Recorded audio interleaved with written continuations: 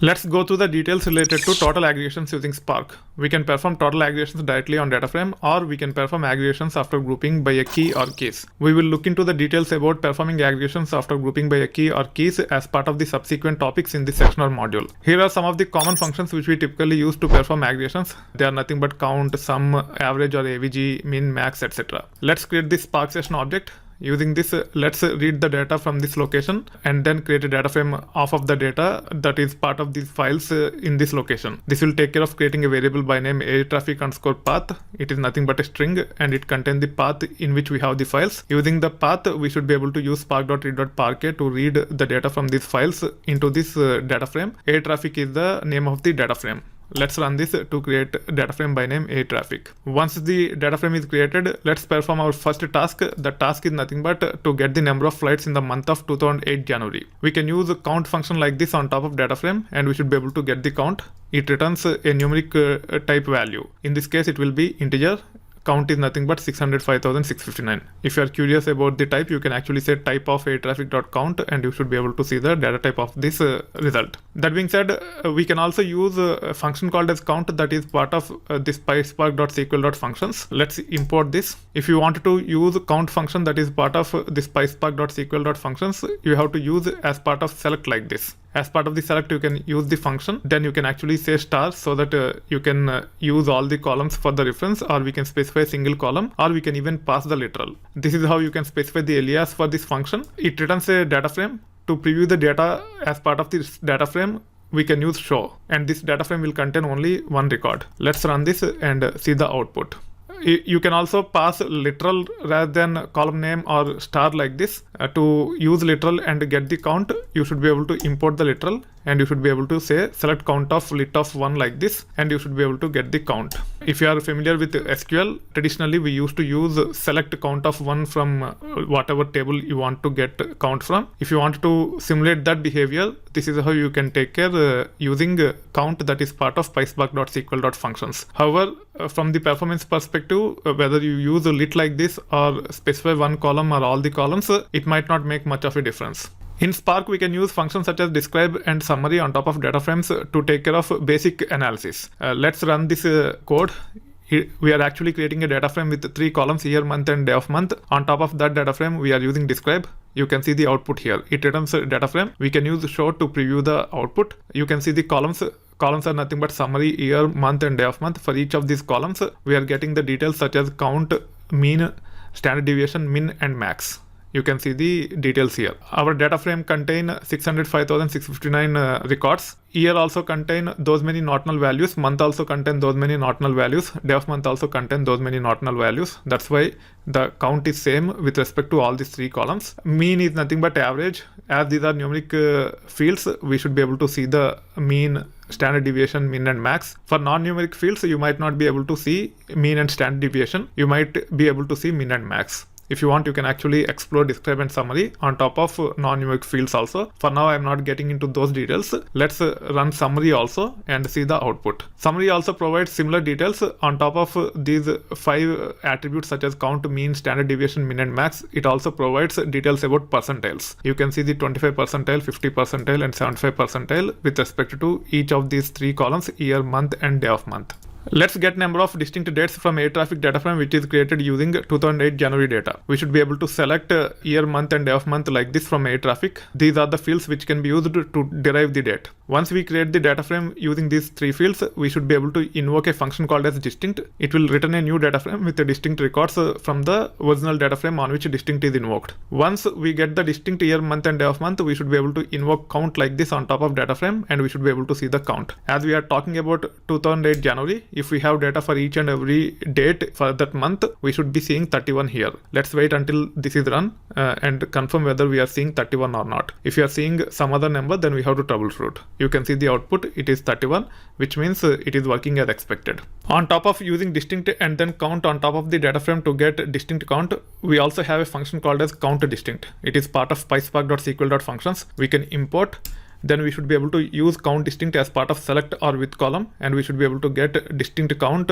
based upon the combination of fields. In this case, we can say air traffic dot select of count distinct year, month, day of month. Then we can specify the alias like this. It returns the data frame. To get the count displayed, we have to use show function like this, and we should be able to get distinct count using year, month, and day of month combination. This will return a data frame with only one record.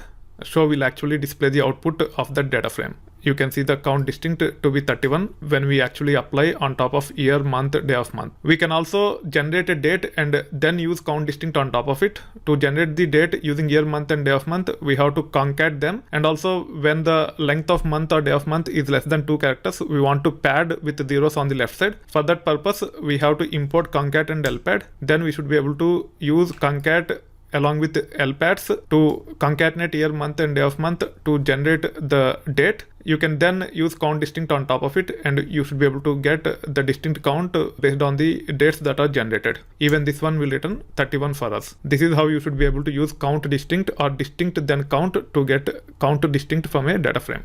Let's perform another task. As part of this task, let's get the total bonus amount from employees dataset. For that, we'll be using a function called as sum. There are also other functions, min, max, average, etc., which we'll be seeing in a moment. First, let's take care of total bonus using sum function. You can actually create a data frame using this list. Let's create this list employees, and using this list, let's create a data frame by name employees df. This will take care of creating a data frame for us. We can preview the data by using dataframe.show. We should be able to see the output here. Bonus is typically of type integer. It is nothing but percentage. We have to multiply this with salary and then divide by 100 to get the bonus amount for each and every record. In this case, we have to consider only these two, and we have to get total bonus amount using sum.